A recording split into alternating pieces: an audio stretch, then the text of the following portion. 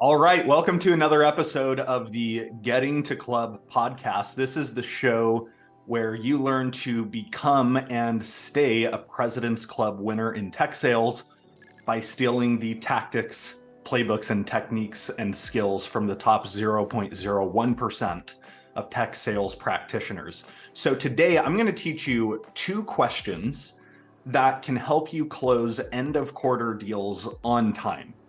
Okay, so that's what we're going to talk about. These questions are best asked usually 2, 3, maybe 4 weeks before quarter end. And here's how it works. There are generally 2 types of deals you have in your pipeline toward the end of the quarter if you're expecting to close them at the end of the quarter. Number 1, you have deals where timing looks possible but tight, right? There's a risk of the deal slipping into the next quarter. It can be done, but timing looks tight. That's scenario 1. Scenario number 2 is when timing looks good. You've tested it out with your buyer. It looks like you're probably going to close this deal on time this quarter. And there's a different question that instigates a closing motion for each of those 2 scenarios. I'm going to teach it to you right now. So let's talk about the easy one first. Okay, you've got a deal. You've talked about timing with your customer, you validated the timing, and it looks like you've got an 80% plus shot at closing the deal on time before the quarter ends, right? These are probably the deals that you're forecasting, maybe they're sitting in commit or something like that. The question you want to ask is start out with a softening statement and then ask your question, and it sounds like this.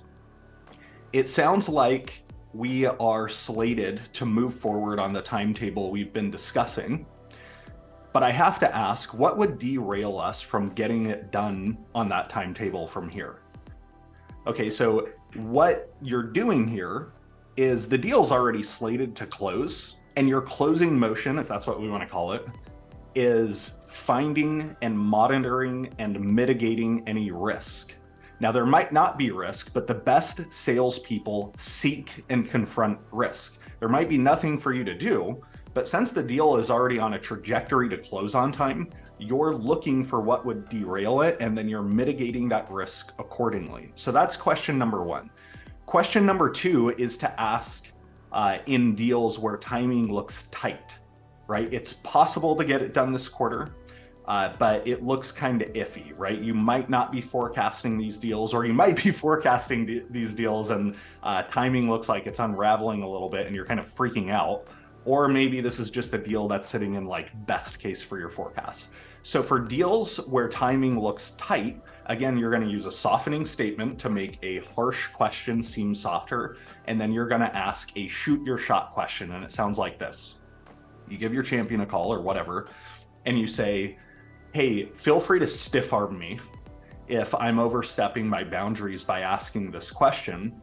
But what conditions would have to be true for us to be able to move forward together on X timetable, right? Where the timetable is like quarter end, or what conditions would have to be true for us to move forward within this month?